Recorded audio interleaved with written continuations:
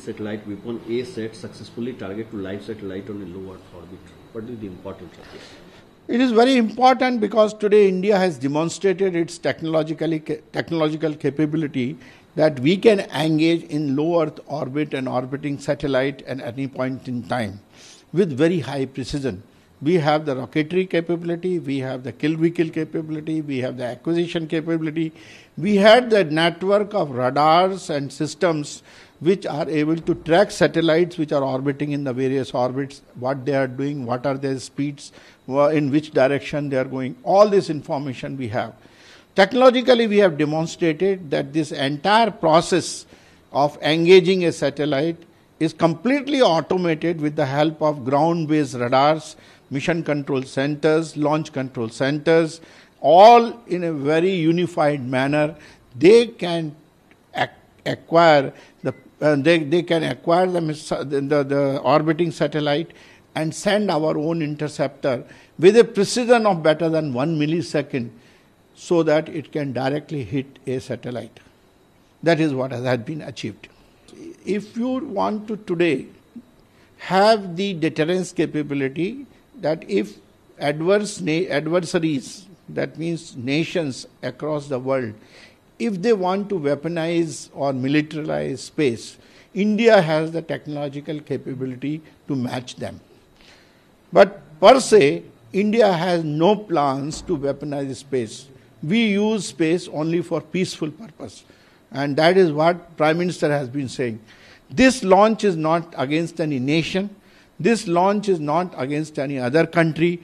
This launch is basically to create the technological capability in India so that we are not found wanting when an emergency like that arises. UPA government, the DRDO proposes to the UPA government for this kind of anti-satellite weapon, but that was at that time not given the clearance from the UPA government. I want to put it in the right perspective.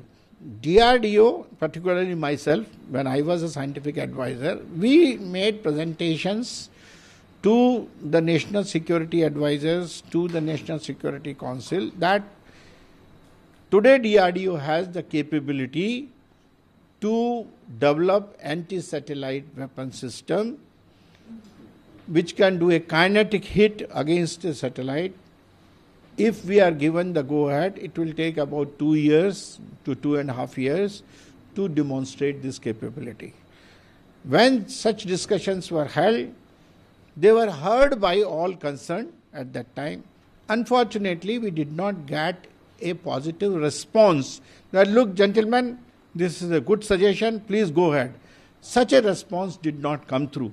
Because when that response did not come through and necessary financial resources were not put or provided, we did not go ahead with the program. But after Narendra Modi, then he had given the green signal and then DRDO. I don't know when, but I think most probably it was during the period of when Mr. Parrikar was the defense minister, when the proposal was put up by Dr. Satish Reddy, who is the scientific advisor today, and the National Security Advisor, Mr. Doval, to the Prime Minister, and the importance of such a technology was highlighted to him. Prime Minister had the courage, had the initiative, had the vision, and based on that, he gave the permission to go ahead this kind of a launch.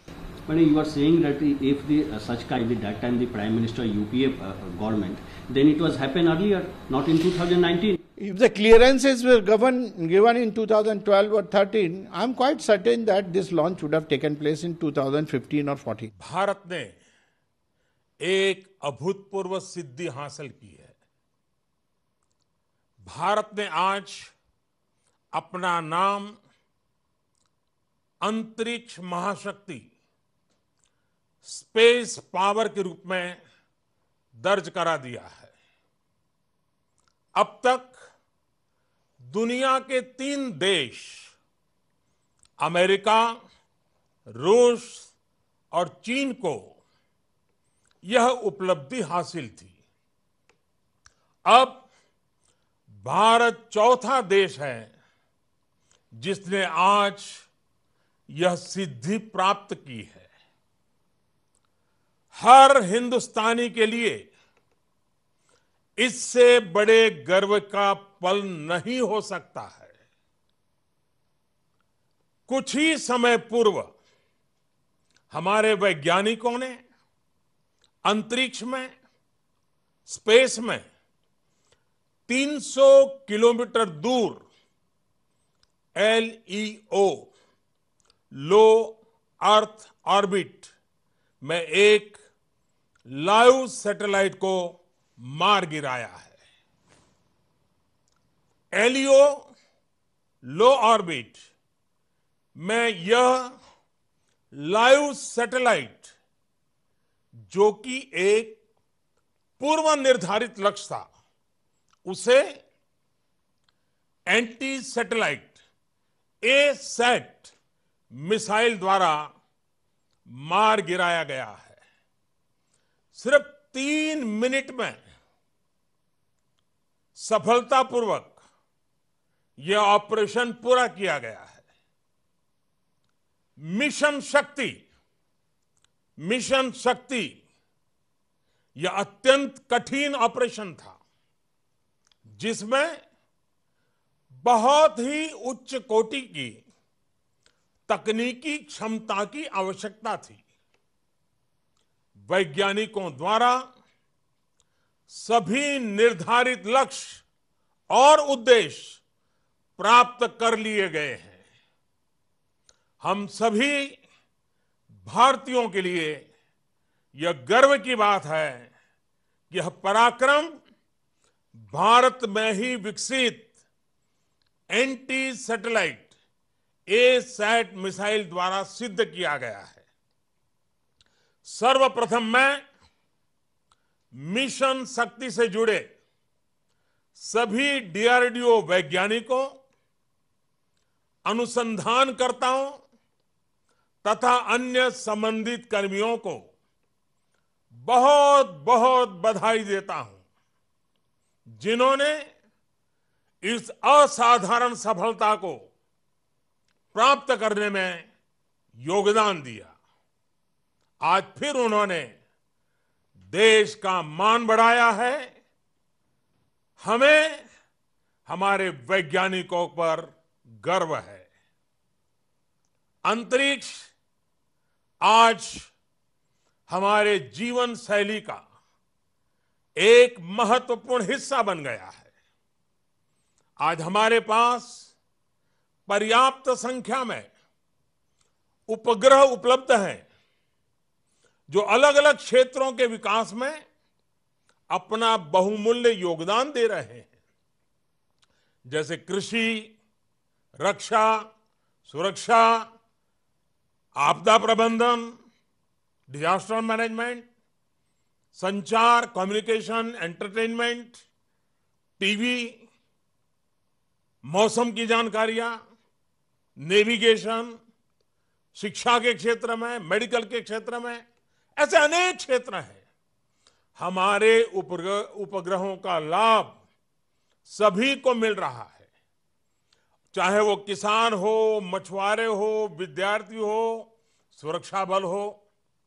दूसरी ओर चाहे वो railway हो, हवाई जहाज हो, पानी के जहाज हो या परिचालन की कोई भी बात हो, इन सभी जगह उपग्रहों का उपयोग किया जा रहा है।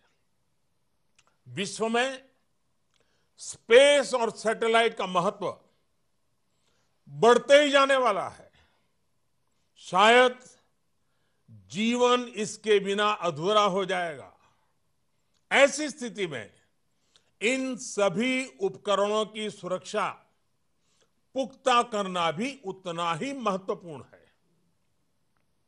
आज की एंटी सैटेलाइट A-सैट मिसाइल भारत की सुरक्षा की दृष्टि से और भारत की विकास यात्रा की दृष्टि से देश को एक नई मजबूती देगा। मैं आज विश्व समुदाय को भी आश्वस्त करना चाहता हूं कि हमने जो नई क्षमता प्राप्त की है, यह किसी के विरुद्ध नहीं है। यह तेज गति से आगे बढ़ रहे हिंदुस्तान की रक्षात्मक पहल है। भारत हमेशा से ही अंतरिक्ष में हथियारों की होड़ के विरुद्ध रहा है और इससे इस नीति में कोई बदलाव नहीं आया है।